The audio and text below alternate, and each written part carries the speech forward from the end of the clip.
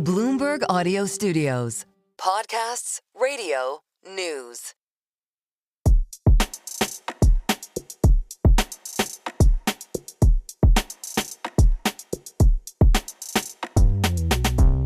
Welcome to the Merryn Talks Money News Roundup, where we talk about the biggest moves in markets this week and what's driving them. I'm John Stepek, senior reporter at Bloomberg and author of the award-winning Money Distilled newsletter. And joining me in the studio while Merryn is away again is Marcus Ashworth. Marcus is a regular here. He's a Bloomberg Opinion columnist with deep expertise in European markets. He's also the guy I phone whenever I want to ask anything about bonds, and all-round useful contributor to the show. So, hello Marcus, great to have you with us again. Hello. I was thinking about what we should talk about this week. Well, actually, I wasn't thinking about what we should talk about this week, because what we should talk about this week is pretty obvious, because gold is up through $5,500 an ounce as we speak this morning, which is not necessarily where I thought we would be this early in the year. Yeah, if you think about it, everyone's target for the end of this year was basically 5,000. Yeah. And we're 10% above that, and we're not even at the end of January. We are at the end of January, give it that. But the point here is that, where does this stop? We just had the World Council, Gold Council's stats out. And within that also there was a interesting view on central banks in particular, which it doesn't seem to me, bar Poland, we can come back on that there has actually been that much central bank buying driving gold up. This is all catch up. For the last 2 or 3 years, you've seen ETF basically being net sellers, and retail have not been that involved. So this is private investors. So it's switched from central it. bank, clearly, from China onwards, Russia, and now it seems Poland, buying lots of gold, is shifted away from them being the biggest buyers, very much being catch up. And it's speculation. And look, at some point, this is all going to go horribly wrong. Calling the top is a fool's game, fool's gold even. Really, I can't explain it other than the fact that lots of people seem to think it's about dollar debasement, which it isn't. But, we can get onto that in a minute. But let's elaborate on silver is got a slight shortage and a definite squeeze going on. But, mining production is up quite a lot. Recycling is up a little bit as well. Funny enough, jewelry usage is down for gold, as you would expect, with people, getting sticker shock on that.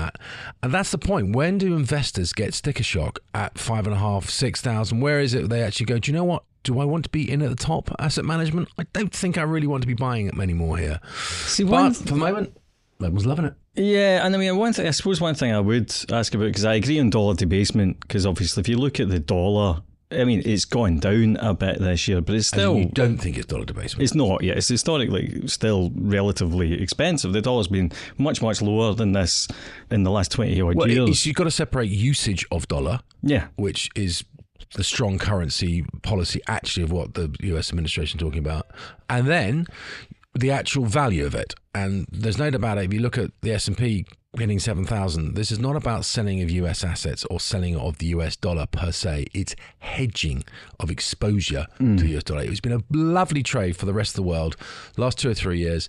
Buy US tech stocks, whatever it is, and also be long dollar. Don't hedge your dollar exposure. Now, the trade still works, except you really do want to hedge your dollar exposure. And that's not dollar debasement. That's just overvalued dollar. And I think that's common sense.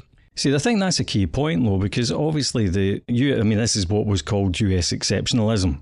And that has ended in that it's no longer kind of comforting, as you say, to have 70% of your equity exposure in the S&P 500.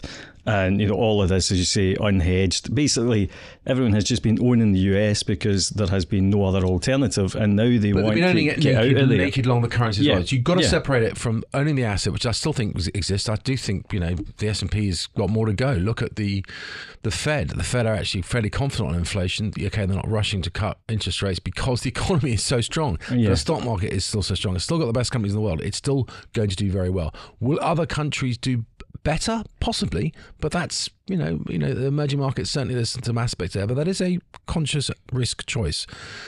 The question is, do you want to own US assets? Absolutely. Great yields in treasuries, great liquidity, great stock markets, blah, blah, blah. Do you want to own the double bet, which is own this And if you're a foreign investor, being naked long dollar outright, probably not anymore. That is how I think you have to separate the two things. Yeah, I mean, that makes a lot of sense. I mean, if you're a sterling investor, I mean, you may not have noticed it yet, but obviously the pound against the dollar has gone from 135 to 138 this week. You know, let's say you're not going to instantly notice that in your portfolio. If the pound does keep going up against the dollar, and you haven't hedged that exposure in some way, then it's actually going to act as quite a big drag on your returns. So you can definitely see that as an issue. I mean, I suppose I would also say that I would argue that there probably is an element of wanting to hedge against US political uncertainty, which I don't see as being the same as fleeing it. It's more just, okay, I've been comfortable having all of my eggs in this one basket, and suddenly you're starting to think, actually, does it make sense to have all of them in that basket? 85% and since 2020. I mean, it's been a sleep trade. If you've been long, all of a sudden you've got to wake up and think, hang on a second, one, is there better alternatives elsewhere? And two, do I want quite so much exposure, or in that way quite so exposed to the currency if you're still confident holding the underlying assets, be it bonds or stocks? I think US bonds are great value. I think US stocks are probably still the place largely to be. The dollar itself, I think you have to be slightly careful getting too bearish on it, because it's underlying got so much economic strength that I think it's a difficult short. Do you want to hedge some of your exposure as a foreign investor? Absolutely. And, there are alternatives, particularly in emerging markets, I think, which make for the sensible investment if you're a US investor. But reality is, I don't think the dollar's going up, and I don't think it's going down too much. But, for choice, I think this is a trend which we will see more dollar weakness over the course of the next few months. I suppose the other thing I would ask about precious metals particularly, but it is sort of all part of this reconfiguring portfolios, because obviously if you look back over the last year, and actually it's getting on for closer to 2 years now, the rest of the world has been catching up with the US.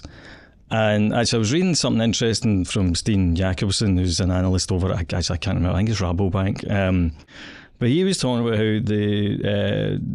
it's on this topic, the euro-US dollar exchange rate, and it's a charting thing, and I know that charts are a little bit, people don't always think, people think charts are just like astrology, but he was pointing out a bunch of lines. So but he was pointing out that the euro is now at its 200-month moving average against the dollar, and that if it breaks up above that, so this is end of the month stuff, and basically a long-term trend. And he's saying that the tipping point looks like it might be there if the euro manages to stay stronger against the dollar, and you're turning the trend around. And that's a point at which sort of asset allocation teams start to say, okay, well, hang on a minute, this is it's basically saying what you're saying. We're taking a risk here by being overly exposed nakedly long to the dollar, and this is something they can use almost to justify the decision to pull back on that a bit. Because also, if you haven't been holding gold at all, you probably starting to feel like a bit of a numpty. And also the kind of the arguments for having this arguments for having a 60-35-5 portfolio start to become more mathematically convincing, because not at the top. Well, no, but this is the problem. Because with hindsight, absolutely, exactly. But if gold's done so well, you plug that into the historic calculations, and it looks as if the benefit has outweighed the volatility, whereas before it didn't. And it suddenly looks as if, well, actually, that would be sensible portfolio construction. And I just wonder if much of that plays it. Why now, when euro's at 120, all of a sudden you think, it's about time I should shift out the dollar? Why at the top? I mean, really? It's like with gold. Why would you shift your portfolios, 10% to gold now? It's brain dead. Really, people have got to do the risk reward on this stuff and think for themselves, common sense, where do I really think in a year, in 2 years time these things will be? And the chances of gold and silver having a horrible blow off top and it all going very badly wrong, I think are getting exponentially higher. Nonetheless, with regards to, and I've written an article about dollar euro in particular, the Europeans start to hurt above 120. They are already starting to talk about in the European Central Bank. And if you look at a longer term chart, you will see every time it pokes its head above 120 and certainly gets close to 125, they come and hit it on the head with a hammer. Yeah. And I expect that's exactly what's going to happen. And we have the ECB meeting next Thursday, February the 5th, where I expect there will be a few more noises and we will back away from this. Oh, maybe the next move in interest rates in Europe should be a hike. No, it should not. It should be either dead silence, which would have been preferable, but now they have to say, well, actual fact, we still probably have a bias to ease, and maybe that'll weaken the euro a bit. The brutal reality we know, if the dollar wants to go down, the euro has only one way to go, and there's very little they can do about it, apart from actually cut interest rates. Now, you would argue we were French, with inflation well below 1%, they should be. But, a lot of the Germans, for some reason, in their economy is completely on the floor, don't seem to want to do this. But I suspect by the end of the year, if the Fed, let alone the Bank of England, have cut again, and probably one or two, maybe even three more times, you will see a further rate cuts in Europe, and I think that will be fine. But until then, there's a chance that the euro gets a little bit too strong, and it starts killing their already very weak export growth and indeed economies, sadly.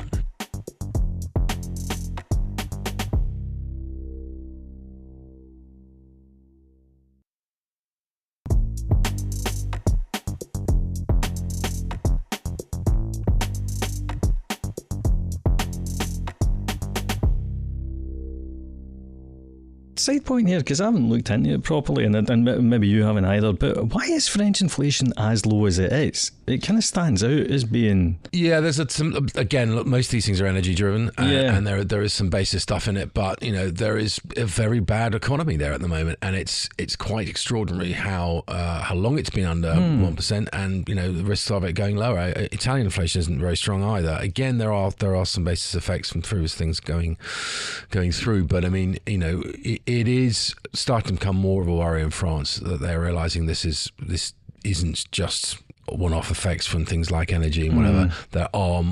There is some actual residual problems, perhaps, with lack of economic growth and stimulus and momentum in the economy. Yeah, and that's kind of a problem given where their debt to GDP is, because at least we can talk about tax receipts going up faster than anyone expects, purely on an inflation-driven basis. But yeah, I mean, if you look at the overall gross, debt to GDP of the UK, we're actually in one of the best spaces. I mean, particularly corporate and household, setting aside where the government is, but we're relatively under 100% of GDP. It does compare more favourably to most of Europe, bar Germany, but Germany's rapidly catching the rest of us up. So, I think France has issues, particularly with household debt and to extent corporate debt as well. Yeah. But the good thing, the only thing they've got going for the moment, and clearly you can see that reflected in the spread above German yields, is that the European Commission are turning a blind eye. They are getting their budget through somehow by hook or by crook, and they're not creating the flack in Brussels that they otherwise may have done at this situation. Yeah. So at the end of the day, everyone's got to turn a bit of a blind eye to France and let it, a bit like they have done in the past and continue to do with Italy, and let it try and get itself out of its own mess, because domestic politics are a mess. Yeah. What's going on with the yen? Because that's the other thing that everyone sort of was broadly a little bit jittery about earlier. Right. Well, in the week. I mean, first things first. Again, if you look at the Japanese economy overall, excluding its very large government debt, which is bigger than anyone's really, is the domestic economy is doing perfectly fine. Inflation actually is relatively okay. They are been wanting inflation to come in, as the rest of the world, and that's why they've been nudging up their interest rates very calmly. Everyone gets scared about this thing called the yen carry trade, as in people borrow in yen and buy US tech stocks, and it funds the world's growth.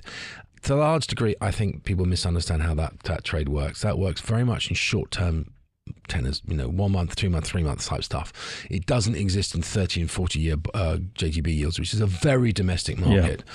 However, recently, a lot of hedge funds have got involved and trying to get busy, and I think quite a few of them have been stopped out. So we're seeing a lack of buyers domestically. The pension funds, but like in the UK, do not want to own extra duration in Japan, even though yields are getting better and higher. We are not seeing the Japanese fund managers thinking, oh, I can now get the same yield or better even in yen, I will move my money out of dollars. They're quite the reverse. They are keener to stay out of Japan, and they believe that the US will be cutting interest rates. Why not own that bond market? So, and that's where I think you have to look at it. Yeah. Where is the prospect of lower rates and lower yields more likely?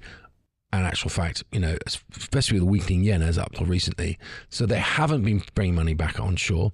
They're not that excited by higher yields. So whether the yen? Well, the yen, had got towards 160, and clearly you've had the US Treasury encouraging the Bank of Japan to call up various FX dealers and say, where would you possibly be offering me to buy some yen, please? The rate check, which happened last Friday. And it had an immediate effect because it was done again in US time by the US Treasury. Notice has been served, and I would say that the yen will continue to weaken, but very, very carefully this time, because getting caught the wrong way on it is going to be extremely painful. When and if, and probably more likely when, the US Treasury comes in and they do a concerted intervention, that will move it 10 big figures rather than 5 this time.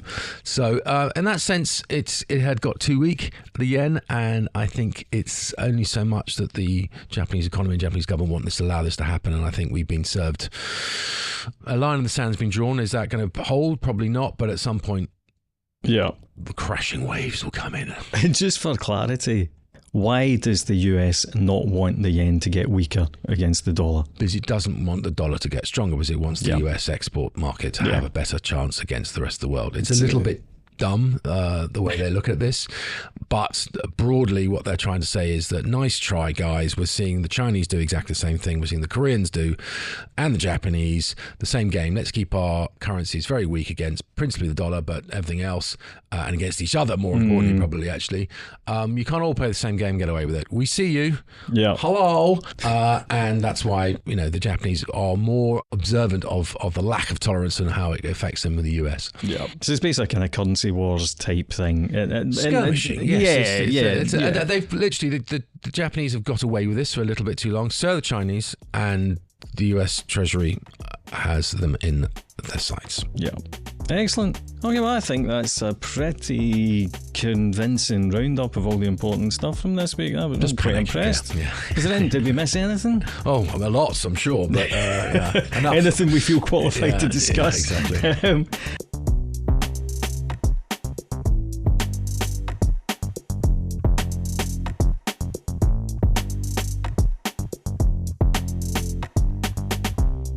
Thanks for listening to this week's Merryn Talks Money debrief. If you like our show, rate, review and subscribe wherever you listen to podcasts, and keep sending your questions or comments to merrynmoney@bloomberg.net.